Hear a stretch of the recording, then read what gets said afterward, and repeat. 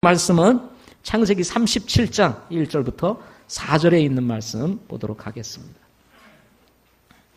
창세기 37장 1절부터 4절에 있는 말씀입니다. 창세기 37장 1절부터 4절에 있는 말씀 제가 먼저 읽겠습니다. 야곱이 가나안 땅 곧 자기 아버지가 나그네로 지내던 땅에 거하였더라.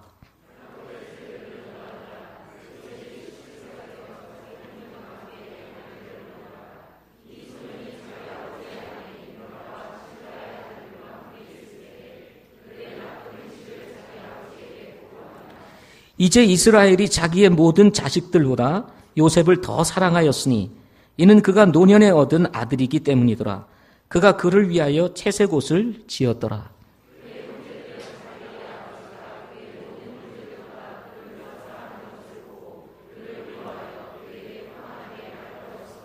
아멘. 기도하시겠습니다. 좋으신 하나님, 선하신 하나님, 언제나 우리를 최선으로 인도하시는 우리 하나님을 찬양합니다. 오늘도 주님께서 역사 가운데 저희들을 이곳에 불러주시고 우리 가까이 아는 성도들도 있고 잘 모르는 성도들도 있으며 또 새로 오신 분들도 있지만 우리가 함께 주님 앞에 나아갈 수 있는 것, 이것은 하나님께서 우리들에게 주신 축복이요 특권입니다. 하나님, 오늘 이 예배를 통해서 거룩하신 하나님, 전능하신 하나님, 존귀하신 우리 하나님을 기쁨으로 만나는 시간 되게 하여 주시고 하나님이 살아서 역사하고 계심을 우리 성도들뿐만 아니라 새로운 영혼들에게도 깨닫게 하셔서 믿음이 더 격려되고 힘을 얻을 수 있도록 축복하여 주시며 예수 믿고 구원받아야 될 분들은 예수를 믿고 구원받을 수 있도록 축복하여 주시옵소서. 말씀을 전합니다. 하나님께서 함께하여 주시고 성령께서 말씀하여 주옵소서. 예수님의 이름으로 기도하옵나이다. 아멘. 오늘은 꿈의 사람 요셉이라고 하는 제목으로 말씀을 전하도록 하겠습니다. 오늘 본문에는 요셉이 꿈꾼 이야기가 나오지를 않습니다. 이제 요셉의 이야기 서론이라고 할 수 있는 이 본문을 통해서 요셉이 꿈의 사람이 될 수 있었던 이유가 무엇인지에 대해서 함께 생각해 보면서 우리도 요셉과 같이 꿈의 사람이 되었으면 좋겠다는 심정으로 이 하나님의 말씀을 준비했습니다. 꿈을 다음에 물어보았습니다. 꿈이 뭐냐 하고 다음에 물어보았습니다. 그랬더니 이렇게 대답을 했습니다. 잠자는 자에게 일어나는 심리적인 현상의 연속이다. 우리가 보통 평소에 꾸는 꿈이라고 할 수가 있습니다. 이런 꿈은 대부분 개꿈입니다. 네, 그러시죠? 그랬더니 또 얘기를 합니다. 실현시키고 싶은 희망이나 이상이다. 우리는 이것을 비전이라고도 얘기를 합니다. 또 다음에 물었더니 세 번째 정의를 내립니다. 실현될 가능성이 아주 적거나 전혀 없는 허무한 기대나 생각이다 라고 했습니다. 이것을 우리는 망상이라고 말합니다. 또 네 번째 정의를 내립니다. 현실을 떠난 듯한 즐거운 상태나 분위기를 비유적으로 이루는 말이다 했습니다. 이것을 우리는 백일몽이다 라고 얘기를 합니다. 그러나 오늘 말하고자 하는 꿈은 일반적으로 잠자는 자에게 일어나는 심리적 현상의 연속이나 단순히 실현시키고 싶은 희망이나 이상을 말하는 것이 아닙니다. 성경에서 말하는 꿈은 사람들이 생각하는 것과 다릅니다. 성경에서 말하는 꿈은 어떤 꿈일까요? 하나님께서 직접 보여주시고 미래의 일을 보여주시고 구체적이고 실제적이며 개인적으로 이루어주시는 것, 이것을 일컬어서 꿈이라고 말합니다. 꿈의 사람 요셉은 17세가 되는 때에 두 번의 꿈을 꾸게 됩니다. 첫 번째 꿈은 요셉이 들에 나가서 곡식 단을 묶고 있는데 요셉의 곡식단이 갑자기 벌쩍 일어나고 형들의 곡식단이 요셉의 곡식단을 향해서 경배하는 꿈을 꾸게 되었습니다. 두 번째 꿈은 해와 달과 11별이 요셉을 향하여 경배하는 꿈을 꾸게 되었습니다. 이 말은 하나님께서 요셉을 높이심으로 형들이 요셉 앞에 다 절을 하게 될 것이다 라고 하는 내용을 담고 있는 꿈입니다. 이루어지기 어려운 일이라고 여겨지는 꿈이었지만 하나님께서는 요셉을 통해서 하나님의 방법을 따라 하나님의 때에 이루어 주셨다는 사실을 우리는 성경을 통해서 잘 알고 있습니다. 요셉의 이름은 그가 더하셨다라는 뜻을 가지고 있습니다. 그의 뜻의 이름과 같이, 그의 이름의 뜻과 같이 평범했던 요셉의 삶에 하나님께서 꿈을 더하여 주심으로 요셉은 성경에서 가장 주목받는 사람 중에 한 사람이 되었습니다. 그렇다면 왜 하나님께서는 메시아의 혈통인 유다에게 꿈을 주시거나 하나님의 일을 위해 거룩히 구별된 레위에게 꿈을 주실 수 있었음에도 불구하고, 아니 유력한 형제들에게 꿈을 주실 수 있었음에도 불구하고 왜 하나님께서는 요셉에게 꿈을 주셨을까요?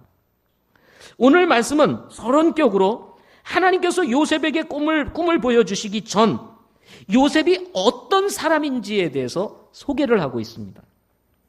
아주 짧은 4구절 속에 그저 우리가 무심코 흘러보내기 쉬운 그런 평범한 이야기같이 요셉에 대한 이야기가 소개되고 있지만 여기에는 하나님께서 요셉에게 꿈을 보여주실 수밖에 없었던 이유를 설명하고 있는 내용이 들어있습니다. 하나님께서 요셉에게 꿈을 주실 수밖에 없었던 이유 무엇일까요? 첫째는 요셉은 맡겨진 일에 신실한 사람이었다 하는 것입니다. 우리 2절 말씀을 한번 같이 보겠습니다. 2절 같이 읽겠습니다. 시작. 야곱의 세대들은 이러하니라. 요셉이 17세가 되어 자기 형들과 함께 양떼를 먹이더라. 이 소년이 자기 아버지의 아내인 비라와 실바의 아들들과 함께 있을 때에 그들의 나쁜 행실을 자기 아버지께 보고하니라 라는 말씀이 들어있습니다. 요셉은 나이가 17살밖에 되지 않은 어린 나이에도 불구하고 형들과 함께 양떼를 먹이는 일을 하고 있었다고 소개를 하고 있습니다. 당시 근동사회에서의 목축은 방목이었습니다. 먹이를 따라 이동하며 양을 돌보는 목자에게 있어서 요구되어지는 것은 바로 신실함이었습니다. 누가복음 15장 1절부터 7절 말씀에 보게 되면 잃어버린 양의 비유가 나옵니다. 잃어버린 한 마리의 양을 찾기 위해 우리에 있는 99마리의 양을 두고 떠나는 목자의 이야기입니다. 양은 태생적으로 아주 눈이 나쁩니다. 우리는 눈이 좋게 아주 좋은 눈으로 태어났는데 이렇게 다들 안경을 쓰신 이유는 우리가 관리를 잘못했기 때문에 그렇습니다. 그러나 우리와 달리 양은 처음부터 눈이 좋지를 않습니다. 양 눈을 보면요, 우리가 그렇게 될까봐 걱정이 됩니다. 희한하게 생겼습니다. 앞에 가는 양을 보면서 따라가는 이 양들, 눈이 어두워 앞에 있는 양을 쫓아가야만 길을 잃어버리지를 않습니다. 그런데 자칫 한눈을 팔다가 보면 앞에 가는 양을 놓치게 되고 길을 쉽게 잃어버리는 것이 양이 가지고 있는 특성이었습니다. 이때 목자는 길을 벗어난 양들을 양떼에게로 합류시키는 일을 하게 되는 것입니다. 뿐만 아니라 양들에게 필요한 것은 물과 풀입니다. 시편 23편에서 다윗이 말하고 있는 것과 같이 푸른 초장과 쉴만한 물가는 양들에게 있어서는 필수였습니다. 여기에 양들 주변에는 늘 원수와 같이 양들을 공격하기 위해서 진을 치고 있는 들짐승들이 있었습니다. 이런 양들을 돌보아야 하는 목자에게 있어서 요구되어지는 것, 그것이 무엇이었겠습니까? 마땅히 신실함이었습니다. 자칫 목자가 한눈을 팔게 되면 양들을 잃어버리거나 또 푸른 초장과 쉴만한 물가로 인도할 수 있는 좋은 장소를 다른 목자에게 빼앗길 수 있을 뿐만 아니라 자칫 이 양들을 노리는 들짐승에게 소중한 양을 빼앗길 수 있기 때문이었습니다. 본문에 보면 요셉은 빌하와 실바의 아들들과 함께 양을 돌보는 일을 하고 있었다고 밝히고 있습니다. 빌하의 아들인 단과 납달리, 그리고 실바의 아들인 갓과 아셀, 이 네 명의 형제들과 함께 양을 치고 있었던 요셉. 문제는 이 네 명의 형제들이 나쁜 행실을 가지고 있었다고 성경은 밝히고 있습니다. 그러나 문제는 이 형들이 가지고 있는 이 나쁜 행실이 어떤 행실이었는지에 대해서는 성경에서 말하고 있지 않다는 것입니다. 그러나 나쁜이라고 하는 이 히브리어 단어가 라인데요. 이 라가 가지고 있는 이 단어적 의미는 도덕적으로 악하다 또는 해롭다라고 하는 뜻을 가지고 있는 것으로 보아 이 빌하와 실바의 아들들은 신앙적인 측면뿐만 아니라 양을 돌보는 일에 불성실하였다는 사실을 우리가 엿볼 수 있다는 것입니다. 짐작할 수 있다는 것입니다. 형들의 나쁜 행실은 아마도 양을 치는 시간에 이루어졌을 것이 뻔한 일이었기 때문이었습니다. 이것은 양을 치는 목자에게 있어서는 도덕적으로 옳지 않은 일이었을 뿐만 아니라 그리고 양들에게 매우 해로운 일이었기 때문이었습니다. 자칫 양들을 잃어버리거나 아니면 들짐승의 공격으로 양들을 잃어버릴 수 있기 때문이었습니다. 다른 말로 얘기하면 이런 형제들의 나쁜 행실은 쉽게 얘기하면 일을 해야 될 시간에 양을 돌봐야 될 시간에 곁눈질을 하거나 다른 일을 하고 있었을 것이라는 것입니다. 그러나 이런 형들과 달리 요셉은 맡은 일에 신실한 사람이었습니다. 요셉은 형들의 나쁜 행실을 아버지에게 고하는 일을 하였습니다. 고자질 자체는 그리 좋은 일은 아닌 것 같습니다. 그러나 요셉이 형들의 나쁜 행실을 아버지 야곱에게 고한 것으로 보아 요셉은 적어도 아버지께서 맡겨주신 일을 따라서 양을 돌보는 일을 성실하게 감당했을 것이라는 것입니다. 신실함이 가지고 있는 특징이 있습니다. 그것은 부지런함과 그리고 맡은 일에 집중하는 것입니다. 곁눈질을 하는 것, 그리고 자루나 우로라 치우쳐서 다른 일을 하는 것은 일을 맡은 사람으로서 그것은 바르지 아니한 행동이라는 것입니다. 요셉은 형들과 달리 자기 맡겨진 일에 신실하였습니다. 그리고 형들이 가지고 있었던 나쁜 행실을 아버지에게 보고하는 일들을 하였던 것입니다. 바울은 청지기들에게 요구되는 것은 신실한 사람으로 드러나는 것이다 라고 고린도전서 4장 2절에서 밝히고 있습니다. 신실한 사람. 하나님은 신실한 사람을 좋아하십니다. 하나님은 잠언 20장 6절에서 이렇게 말합니다. 대부분의 사람들이 저마다 자기의 선함을 외치려니와 누가 신실한 사람을 찾을 수 있으리요 라고 말을 합니다. 신실한 사람을 찾기가 쉽지 않다는 것입니다. 우리가 살고 있는 이 시대에도 신실한 사람을 찾는다는 것은 결코 쉬운 일은 아닌 것 같습니다. 저희 교회에 작은 이 점포를 운영하시는 분들이 계십니다. 이런 분들이 이제 시간에 따라서 아르바이트생들을 쓰게 됩니다. 근데 이 가게를 운영하시는 분들의 가장 큰 고민, 그것은 뭐냐면 신실한 아르바이트생을 구하기가 어렵다는 것입니다. 가장 스트레스가 되고 고민이 되는 것, 그것은 뭐냐면 신실한 사람을 찾기가 어렵다는 것입니다. 회사를 운영하는 사장님들도 마찬가지인 것 같습니다. 신실한 사람을 만나서 함께 일을 할 수 있는 것, 이것은 쉬운 일이 아니라는 것입니다. 하나님의 왕국을 위해서 일꾼을 찾으신 하나님께서도 신실한 사람을 찾기가 쉽지 않다고 말씀하십니다. 하나님께서는 어떤 사람에게 자신의 비전, 자신의 꿈을 보여주실까요? 시편 101편 6절 말씀에 보면 이렇게 말합니다. 내 눈이 땅의 신실한 자들 위에 있어 그들이 나와 함께 거하게 하리니 완전한 길 안에서 걷는 자 곧 그가 나를 섬기리라 하고 말씀을 하고 있습니다. 내 눈이 땅의 신실한 자들 위에 있어 라고 말합니다. 하나님은 신실한 사람을 찾고 있습니다. 신실한 사람들을 하나님께서 그와 함께 거하시고 그가 완전한 길 안에서 걸음과 동시에 하나님을 섬길 것이라고 말을 합니다. 하나님이 쓰시는 사람, 하나님께서 꿈을 주시는 사람, 어떤 사람일까요? 신실한 사람입니다. 엘리야의 종이 있었습니다. 그 종의 이름은 엘리사입니다. 엘리사는 엘리야보다도 갑절의 능력을 행했던 사람이었습니다. 그래서 성경을 찾아보면 엘리사는 엘리야보다도 2배의 기적을 행하는 이야기가 성경에 기록되어 있습니다. 엘리야가 엘리사를 부를 때 엘리사는 무엇을 하고 있었을까요? 그는 소 2마리를 끌고 일을 하고 있었습니다. 일을 하고 있을 때 엘리야를 통해서 엘리사를 불러 하나님의 종으로 쓰시게 하셨다는 것입니다. 예수님께서 자신의 사역을 위해서 제자를 부르시게 됩니다.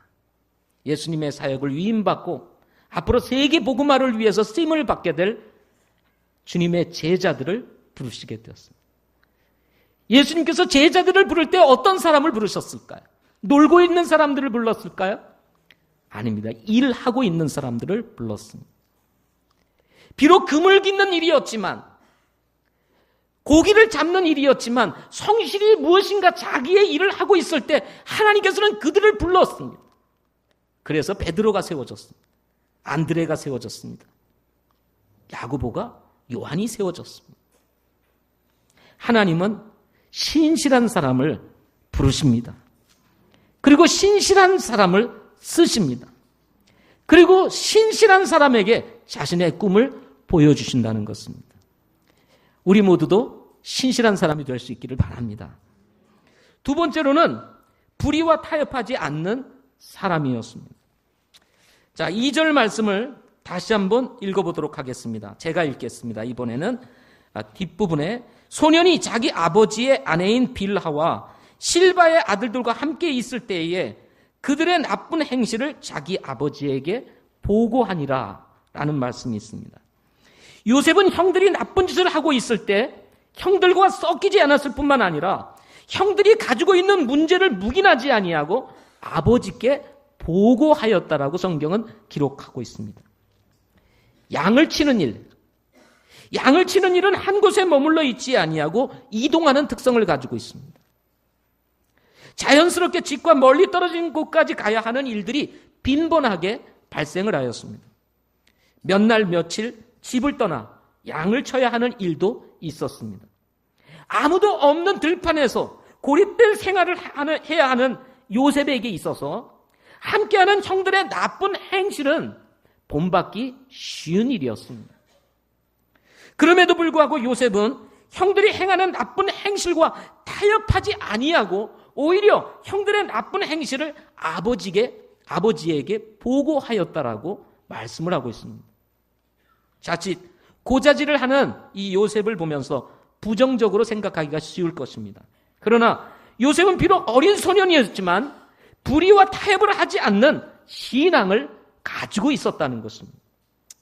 창세기 39장 7절부터 23절에 있는 내용의 말씀을 보게 되면 이 요셉이 이제 형들에 의해서 미디안 족속 상인에게 팔려서 이집트로 내려가게 됩니다. 노예가 된 요셉, 그는 이집트 나라의 군대 장관이었던 보디발의 집에 팔리게 됩니다. 그러나 신실함의 품격을 가지고 있었던 요셉은 보디발 장군의 집에서도 신실하게 맡겨진 일에 힘을 다하여 섬겼습니다. 신실함을 품격으로 지니고 있었던 요셉은 보디발 장군에게 신임을 얻어 그 집에 있는 모든 재정을 담당하는, 관리를 하는 사람이 되게 됩니다. 그야말로 성공적인, 입지전적인 인물이 되게 되는 것입니다. 그러나 이런 신실함은 한 남자의 매력으로 드러나게 되었고, 사무에 바쁜 보디발 장군을 남편으로 두었던 외로운 여인 보디발의 아내는 요셉을 연모하게 되었습니다. 급기야 집에 사람이 없는 것을 안 보디발의 아내가 요셉과 정을 통하기 원하여 요셉을 붙잡고 늘어지게 됩니다. 이때 요셉은 자기를 붙잡고 정을 통하고자 요청하는 이 보디발의 아내에게 다음과 같이 대답을 합니다. 이 집에는 나보다 더 큰 자가 없으며 주인이 당신 외에는 아무것도 내게 금하지 아니하였으니 이는 당신이 그의 아내이기 때문이라. 그런즉 내가 어찌 이 큰 악을 행하여 아버지께 죄를 지으리이까? 라고 대답을 합니다. 당신의 남편 보디발 장군께서는 당신의 집에서 나를 제일 큰 자가 되게 하였습니다. 그러나 하나만은 행할 수가 없는데 그것이 바로 당신입니다. 나를 이렇게 높이 세워준 보디발 장군을 앞에 두고 내가 어찌 당신을 범하여 죄를 범할 수 있겠습니까? 하고 이야기를 합니다. 그럼에도 불구하고 이 요셉을 연모하였던 이 보디발의 아내는 요셉을 붙잡고 늘어지게 됩니다. 이런 보디발의 아내의 늘어짐, 그것을 뿌리치고 요셉은 도망을 가게 됩니다. 이 일로 요셉은 감옥에 들어가 억울한 옥살이를 하기에 이르렀지만 요셉이 이때 보디발의 아내의 청을 거절할 수 있었던 것도 어린 시절 요셉이 가지고 있었던 불의와 타협하지 아니하는 신앙에서 비롯되었을 것이라는 것입니다. 요셉은 나이가 들었을 뿐만 아니라 어렸을 때도 형들이 나쁜 행실을 가지고 요셉을 유혹할 수도 있고 그리고 요셉을 회유하려고 할 수도 있었겠지만 그런 불의와 타협하지 아니하는 그런 신앙을 요셉은 가지고 있었다는 것입니다. 바울은 진정한 사랑을 두고 고린도전서 13장 6절에서 이렇게 이야기를 합니다. 불법을 기뻐하지 아니하고 진리를 기뻐한다 라고 말입니다. 진정한 사랑은 뭐라고요? 불법을 기뻐하지 아니하고 진리와 함께 기뻐한다는 것입니다. 예수님의 사랑을 받았던 요한이서 4절에서 말하기를 내 자녀들이 우리가 아버지께 명령을 받은 대로 진리 안에서 걷는 것을 내가 보고 크게 기뻐하였노라 하고 말을 합니다. 진리 안에서 걷는 것을 보고 기뻐한다. 하나님은 어떤 사람을 기뻐할까요? 하나님은 어떤 사람에게 꿈을 주실까요? 하나님은 어떤 사람과 함께 일을 하고 싶어 하실까요? 그것은 바로 진리와 함께 기뻐하는 사람인 것입니다. 불의와 타협하지 아니하고 진리 안에 서 있을 수 있는 사람과 하나님은 함께 일하시기를 원하신다는 것입니다. 하나님이 싫어하는 것은 섞이는 것입니다. 혼합되는 것입니다. 타협하는 것입니다. 하나님께서 아주 싫어하시는 것입니다. 시편 33편 4절 말씀에 보면 주의 말씀은 옳으며 그분의 모든 일은 진리 안에서 이루어지는도다 라고 말을 합니다. 주의 말씀은 옳으며 그분의 모든 일은 진리 안에서 이루어지는도다. 하나님은 진리와 함께 기뻐하시기를 좋아하시는 것입니다.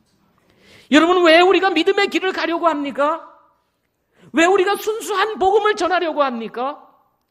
성경에서 말하고자 하는 이 순수한 교리를, 진리를 지키려고 합니까? 그것은 하나님께서 기뻐하시는 일이기 때문에 그렇습니다. 교회가 얼마나 부흥하느냐, 얼마나 많은 사람들이 교회를 찾아오느냐 보다 더 중요한 것은 하나님이 세우신 교회는 하나님이 기뻐하시는 말씀대로 세워져야 한다는 것입니다. 우리 교회는 다니기 쉽지 않은 교회입니다. 그럼에도 불구하고 오시는 분들은 기적 같은 분들만 여기 남아있는 겁니다. 네.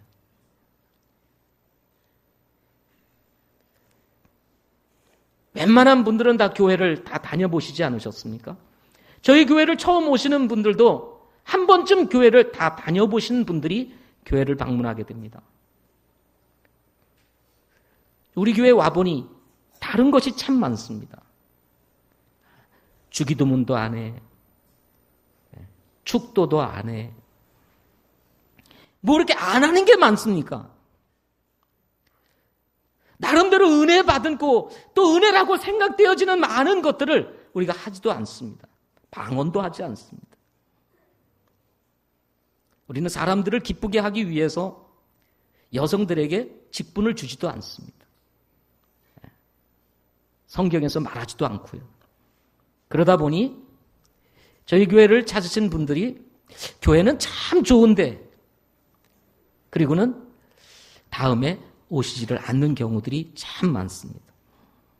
그러나 영적인 안목을 가진 사람이라면 우리 교회의 참 모습을 저는 볼 수 있게 되리라고 믿습니다. 그렇게 되어서 남으신 분들이 여러분 아니겠습니까?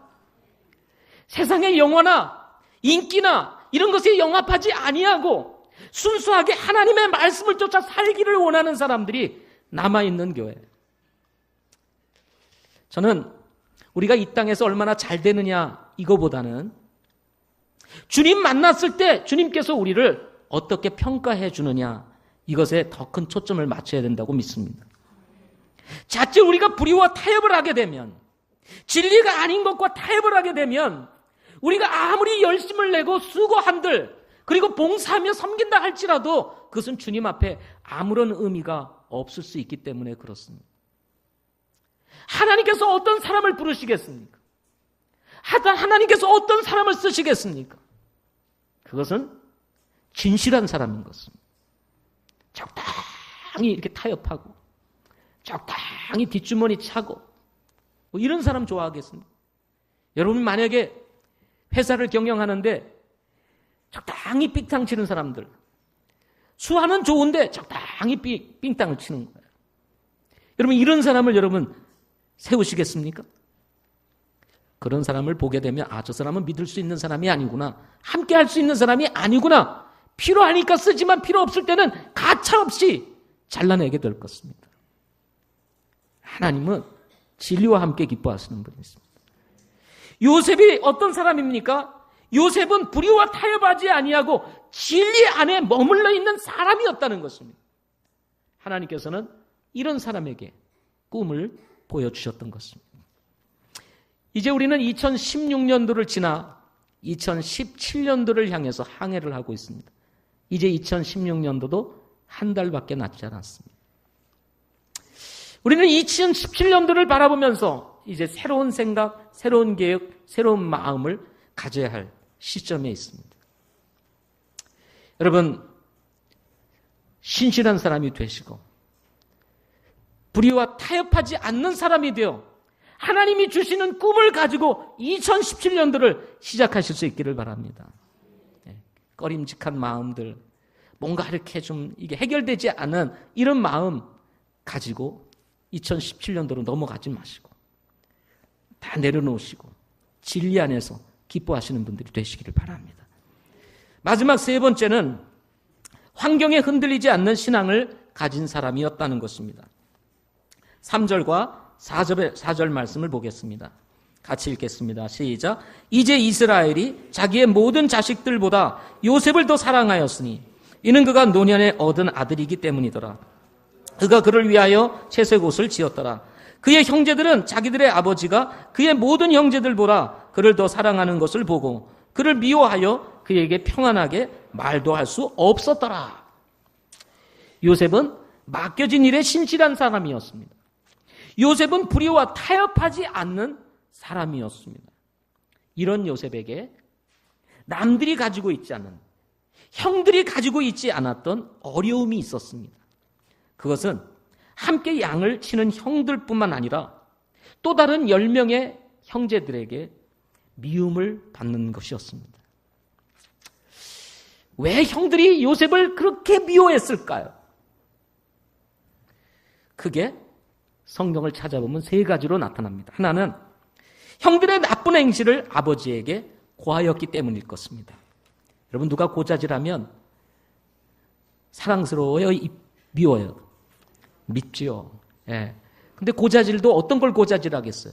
잘못된 거 고자질하잖아요. 문제가 되는 거. 잘하는 건 고자질할수록 좋은 거죠. 그죠? 잘하는 건 여러분 고자질이 아닙니다. 그것은 칭찬하는 거예요. 근데 고자질이라고 하는 것은 뭐냐면 문제가 되는 걸 갖다가 일러 바치는 거예요. 예. 그러니 여러분 얼마나 믿겠어요. 꼭 이런 사람들이 따라다닌다니까요. 예. 요셉과 같이 따라다니. 그러니 형들이 요셉을 미워할 수밖에 없었을 것입니다. 그런가 하면 야곱이 요셉을 다른 형제들보다도 더 사랑했기 때문이라고 3절에서 밝히고 있습니다. 이는 그가 노년에 얻은 아들이기 때문이라. 나이가 늙어서 얻은 늦둥이였습니다. 그러다 보니 이 요셉을 보면 너무 이쁜 거예요. 여러분, 야곱이 요셉을 낳을 때 나이가 몇 세인지 압니까? 노년에 얻은 아들이다 그랬는데 41살에 낳은 아들도 이쁜데 야곱은 몇 세에 요셉을 낳았을까요? 91살에 요셉을 낳았습니다. 욕심도 참 많죠. 91살에 또 아이를 낳았습니다. 그 위에 또 나요. 베냐민을 또 낳습니다. 91세에 얻은 91세에 얻은 아들 요셉, 그것도 자기가 사랑하는 여인 라헬을 통해서 얻은 아들이니 얼마나 이뻤겠습니까? 그래서 야곱은 요셉을 위하여 특별히 색동옷을 딱 만들어서 입혀주었다고 했습니다. 그러니 형들이 얼마나 시기가 났겠어요. 보통은 맏아들을 사랑해야 되는 거 아니겠습니까? 예? 그럼에도 불구하고 아버지 야곱이 요셉만 사랑하는 거예요. 그러니 시기와 질투가 일어난 것입니다. 요셉만 보면 꼴 보기 싫은 거예요. 이 요셉만 사랑하는 아버지도 사실은 어찌 보면 좋아 보이지 않았겠죠. 왜 이렇게 편애하나? 우리는 뭐지? 뭐 이런 생각들을 하였을 것입니다. 그런가 하면 5절 이하에 보면 요셉이 꾸었던 두 번의 꿈이었습니다. 두 번에 꾸었던 이 꿈이 이 요셉 형들의 이 마음을 더 자극시켰습니다. 더 자극시켰습니다. 이런 일들로 인해서 요셉은 형들에게 엄청나게 미움을 받았습니다. 이런 요셉의 상황을 두고 성경에서는 그에게 평안하게 말도 할 수 없었더라 라고 말을 합니다. 어떻게 해요? 평안하게 말도 할 수 없었더라. 요셉의 이야기만 나오면은 요셉 얘기 그만하세요. 왜 또 요셉 얘기입니까? 아버지는 요셉만 사랑합니까? 어머니는 요셉만 사랑합니까? 요셉밖에 안 보입니까? 난리를 치는 거예요. 요셉 이야기를 도저히 할 수가 없었습니다. 그래서 평안하게 말도 할 수 없었더라. 형들은 요셉의 이야기만 나오면 감정이 조절되지 않는 것이었습니다. 그러니 얼마나 심각한 문제가 있었겠습니까? 그런데요, 이렇게 형들이 요셉을 미워하였음에도 불구하고 성경에서 나오는 요셉에 대한 이야기를 보게 되면 요셉이 형들을 싫어했더라. 요셉의 마음도 정말 어려움이 찾아왔더라. 요셉이 형들을 피하였더라. 뭐 이런 말이 나옵니까? 안 나옵니까? 전혀 나오지를 않습니다. 형들의 미움을 그렇게 받으면서도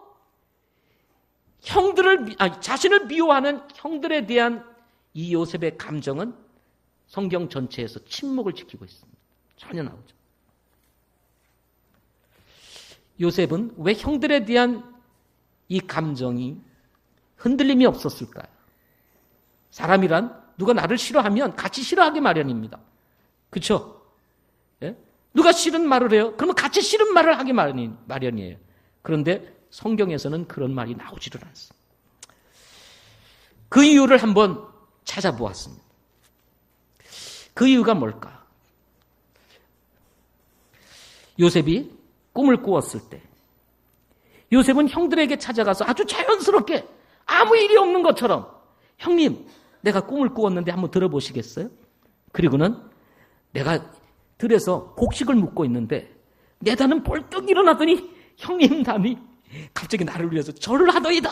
그럼 이게 뭐예요? 그럼 이 말하면 틀림없이 형들이 자신을 싫어할 거라는 거. 이거 알지 않습니까? 17이면 다 알잖아요. 아무리 어리다 해도 알아요, 몰라요? 15살 되신 분들. 네. 알죠? 15살도 아는데 17이 모르시겠어요? 그런데 도대체 이 요셉은 어떤 생각을 가지고 있었기에 자신이 꾼 꿈을 가지고 형들에게 가서 아무 일 없는 것처럼 자연스럽게 말하고 있냐는 거예요. 이유는 크게 두 가지입니다. 하나는 모자라든지, 두 번째로는 그의 마음에 아무런 형들에 대한 감정이 없었든지. 형들이 미워하든 상관없이 요셉의 마음은 형들에 대한 감정이 없는 거예요. 순수한 거예요. 그런가 하면 아버지 야곱이 세겜에서 양을 치고 있는 형들에게 요셉을 보내게 됩니다.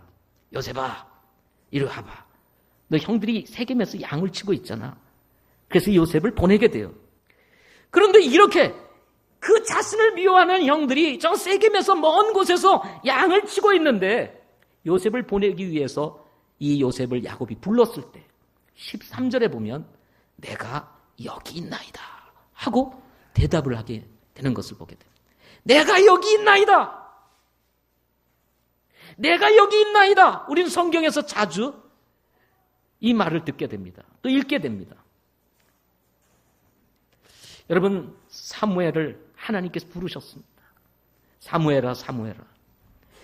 엘리 제사장이 부르는 줄 알고 자다가 밤중에 일어나서 엘리 제사장이 갑니다. 예, 제사장님 저를 불렀습니까?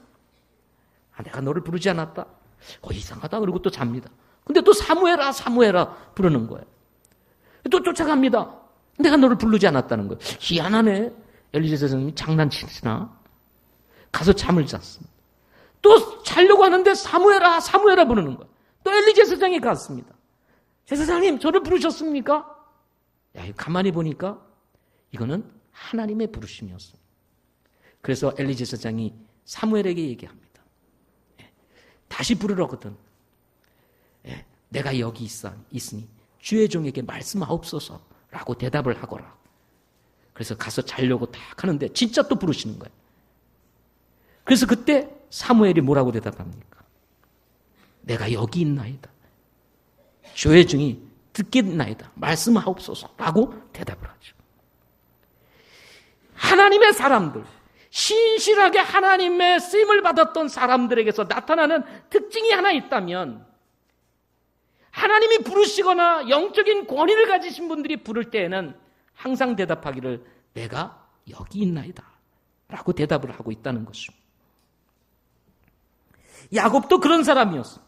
아버지가 부르자 그는 주저하지 아니하고 내가 여기 있나이다. 그리고는 야곱이 그를 헤브론 골짜기에서 형들에게 보냅니다. 자신을 미워하는 형들, 자신의 이야기만 나오면 감정을 절제하지 못하는 형들에게 간다는 것은 결코 쉬운 일이 아닙니다. 그럼에도 불구하고 37장 14절에 보면 그가 세겜으로 갔더라라는 말로 아주 자연스럽게 말씀이 끝납니다. 고민했더라, 갈등했더라, 전혀 그런 것이 없습니다. 생각해 보겠더라, 기도했더라, 이런 말이 전혀 없습니다. 그가 세겜으로 갔다. 야곱의 말에 즉각 순종하여서 이 요셉은 세겜으로 갔다는 것입니다. 사람은 누구나 자기를 미워하는 사람들 가까이 가는 것을 본능적으로 피하게 되어 있습니다. 아무리 마음 좋은 사람이라 할지라도 평안하게 말을 할 수 없을 정도로 심각한 문제를 가지고 있는 관계라면 쉽게 접근할 수 없는 일이라는 사실을 여러분도 알고 저도 알고 있습니다. 그것도 혼자서 말입니다. 문제가 있는 곳에 가려면 혼자 안 가려고 하잖아요. 그런데 이 요셉은 혼자 갔습니다. 그럼에도 불구하고 그는 갔습니다. 순종해서 갔습니다. 이런 요셉 두 가지입니다. 속이 없든지 신앙이 좋든지. 여러분 그렇잖아요. 문제가 있는데 또 찾아오고 아무 일 없는 것처럼 찾아오면 제가 속이 있는 거야 없는 거야 이렇게 생각하지 않습니다. 그러나 창세기의 결론은 요셉이 신앙이 좋다는 것입니다. 잠언 21장 9절 말씀에 보면 다투는 여자와 함께 넓은 집에서 사는 것보다 지붕 모퉁이에서 사는 것이 나으니라. 일부에서는 어떤 자매님이 아멘 하시더라고요. 형제님이 아멘을 하셔야 되는데 어느 자매님이 아멘 하시더라고요. 아무도 2부에서는 아멘을 안 하시네요. 근데 같은 장, 잠언 21장 19절, 9절에서도 얘기를 했는데 19절에서도 같은 말씀을 합니다. 다투며 성내는 여자와 함께 사는 것보다 광야에서 사는 것이 나으리라. 이제는 아예 그냥 광야에 가서 그냥 넓은 데 가서 그냥 혼자 마음대로 사는 것이 낫다. 아내라고 할지라도 이렇게 다투며 함께 사는 것보다 혼자 사는 것이 낫다고 말을 하고 있습니다. 10명의 형제들이 요셉을 미워하고 있는데 그 속으로 들어간다는 것은 결코 쉬운 일이 아니었습니다. 그런데 같은 잠언에서 이렇게 이야기를 합니다. 잠언 10장 12절 말씀에 이런 말씀이 있어요. 미움은 다툼을 일으키되 사랑은 모든 죄를 덮느니라. 미움은 다툼을 일으키되 사랑은 모든 죄를 덮느니라. 다투며 성내는 여자와 함께 사는 것보다 광야에서 사는 것이 나으리라. 미움은 다툼을 일으키되 사랑은 모든 죄를 덮느니라. 형들은 동생을 미워하여 다툼을 일으켰습니다. 그러나 요셉은 형들을 향하여 감정을 드러내지 아니하고 그 형들을 향해서 다가가고 있는 모습을 보게 되는 것입니다. 이유는 두 가지입니다. 바보이든지 성경에서 말하던 것처럼 사랑하든지. 요셉은 후에 자신을 미디안 행상인들에게 팔아넘긴 형들을 이집트에서 만나게 됩니다. 두 번째 동생 베냐민을 데리고 온 형들을 만나는 자리에서 자신이 요셉이라는 사실을 드디어 밝히게 됩니다.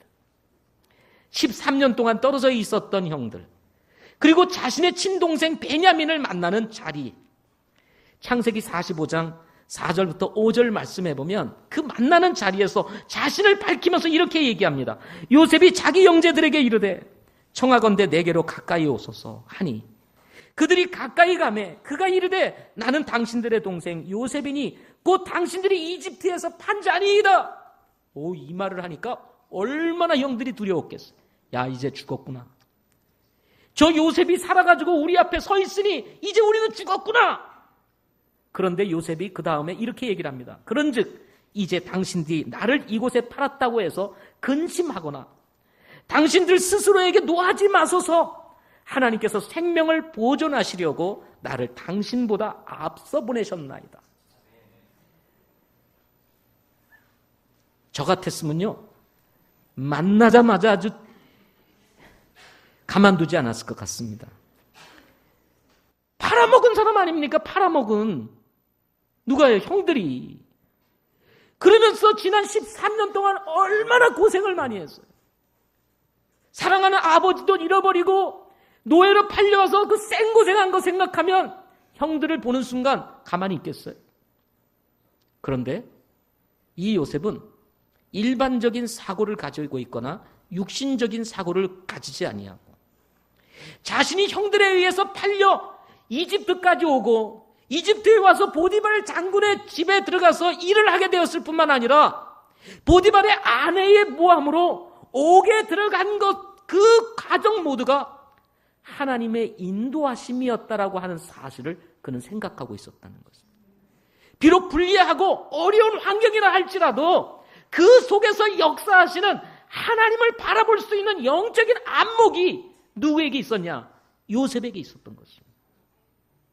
그래서 요셉은 형들이 자신을 팔고 이 생고생시킨 것에 대한 감정보다는 그 속에서 일하시는 하나님을 바라보면서 바로 형제들 그리고 가족들의 생명을 보존하시려고 나를 먼저 형들을 통해서 이곳으로 보냈다라고 얘기를 합니다. 그러므로 근심하지 마세요. 다 뜻이 있어서 하나님은 나를 이렇게 보낸 거예요. 하고 얘기를 하는 것입니다. 야, 참 이게 우리를 또 놀리려고 하나? 그래가지고 형들이 긴장을 탁 하고 아무 말도 못하고 있는데 45장 14절과 15절의 말씀에 보면 다음과 같은 말씀이 나옵니다. 자기 동생 베냐민의 목을 껴안고 우니 베냐민도 요셉의 목을 껴안고 우니라. 여기에 끝나지 아니하고 또 그가 자기의 모든 형들과 입맞추며 그들을 안고 우니 그의 형들이 그제야 그와 말을 하니라. 요셉을 얼마나 보고 싶었겠어요. 형들의 손에 이끌려온 이 베냐민, 아버지는 떠나보내고 싶지 않았던 이 하나밖에 없는 요셉의 동생 이 베냐민을 보내야만 했던 이 야곱, 그리고 그렇게 보고 싶어 했던 친동생 베냐민을 보고 야곱은 목을 껴안고 펑펑 웁니다. 펑펑. 한참을 소리는 펑펑 울고 베냐민도 울고 요셉도 울고, 형들은 거기서 긴장 팔팔 하면서 있었겠죠. 그리고 나서 요셉이 형들과 입을 맞춥니다. 형님들 입을 맞춰요. 그리고 형님들을 안습니다. 껴안고는 또 역시 웁니다. 펑펑. 45장 14절 15절 이후에 보면 요셉이 형들을 만나 그 기쁨과 반가움에 눈물을 얼마나 통곡하며 울었는지 그 소리가 궁 안에 다 들렸더라 하고 얘기를 합니다. 이것이 요셉의 신앙이었습니다. 하나님의 역사를 하나님과 함께 바라보면서 환경에 흔들리지 않는 신앙을 가지고 있었던 요셉이었던 것입니다. 사랑하는 성도 여러분, 어떤 사람에게 하나님께서 꿈을 보여주실까요? 바로 환경에 흔들리지 아니하고 바르게 서서 주님을 볼 수 있는 영적인 안목을 가지고 있는 요셉과 같은 신앙을 가진 사람에게 하나님께서는 꿈을 보여주신다는 것입니다. 성경에 보면 하나님께서 쓰신 사람들이 여럿이 나오는데 그 중에 하나는 욥과 같은 사람입니다. 욥은 그야말로 사탄의 시험에 의해서 다 망가졌습니다. 망가지고 사라지고 다 없어지고 말았어. 그 많던 재산, 자식들도 전부 다 한순간에 멸망을 하고 아내마저도 이 욥을 저주하고 떠나버리고 말았습니다. 이 욥은 이제 몸이 다 망가져서 그야말로 진물이 펑펑 날 정도로 상한 몸을 가지고 기와장으로 벅벅 긁고 있는 가운데에서도 그는 입술로 범죄하지 않았다고 말을. 인내의 사람 욥. 하나님은 후에 그를 2배로 축복하십니다. 2배로. 환경에 요동하지 아니하고 하나님을 믿는 그 신앙에 굳게 붙들려 있었던 사람. 이런 사람을 하나님 축복하십니다. 다니엘과 같은 사람입니다. 왕이 정해준 음식이나 왕이 마신 포도주로 자기를 더럽히지 아니하겠다고 마음속에 작정했던 사람. 바벨론에 포로로 잡혀갔던 어린 소년이 아니었습니까? 뛰어난 지식을 가지고 있었고 총명한 아이였지만 포로로 잡혀갔던 이 다니엘, 그럼에도 불구하고 그는 자신을 더럽히지 아니하겠다고 마음속에 굳게 정했던 사람이었습니다. 사자의 구덩이에 들어가게 되는 줄 알면서도 하루에 3번씩 예루살렘을 향해 창문을 열고 기도하기를 주저하지 않았던 사람. 하나님은 이런 사람에게 환상을 보여주십니다. 환상 계시를 보여줌으로 미래에 있을 일들을 다니엘에게 쫙 보여줌으로 다니엘서를 기록하게 하십니다. 하나님이 어떤 사람에게 꿈을 주십니까? 환경에 흔들리지 않는 신앙을 가진 사람에게 주신다. 요한과 같은 사람입니다. 요한은 자신의 신앙 때문에 밤모섬에 유배됩니다. 아무도 없는 곳 밤모섬. 외로움과 고독에 정말 사로잡힐 수밖에 없는 그 밤모섬에서 있음에도 불구하고 그의 신앙은 요동하지 않았습니다. 그때 하나님께서 그에게 미래의 일을 계시해 줍니다. 그래서 기록한 것이 바로 계시록입니다. 계시록. 그의 환경은 정말 힘들고 거친 환경이었습니다. 그럼에도 불구하고 하나님을 믿는 신앙이 요동하지 아니하고 흔들리지 아니했을 때 하나님께서는 그에게 위대한 일을 보여주시는 거예요. 하나님께서 이런 사람들에게 하나님의 꿈과 비전을 주십니다. 이런 사람을 쓰시고 하나님께서 축복하시게 되는 것입니다. 결론적으로 하나님은 맡겨진 일에 신실한 사람에게 꿈을 주십니다. 하나님은 불의와 타협하지 않는 사람에게 꿈을 주십니다. 하나님은 환경에 흔들리지 아니하고 세상에 동화되지 아니하고 믿음에 굳게 서서 주를 섬기는 사람들에게 하나님께서 꿈을 주신다고 말씀을 드렸습니다.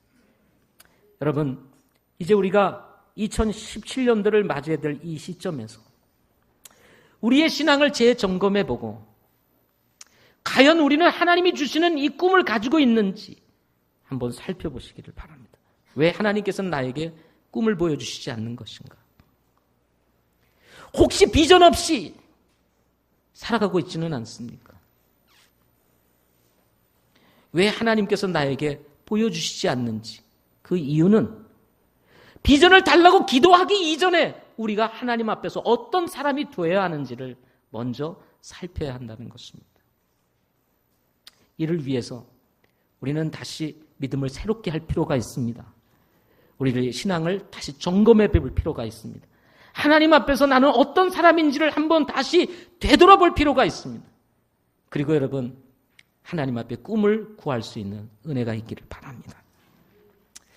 혹시나 여러분들 가운데서 요셉과 같이 이렇게 꿈의 사람이 되어 하나님 앞에 쓰임받고 싶음에도 불구하고 하나님을 만나지 못한 분도 계실 거라는 생각을 가져보게 됩니다.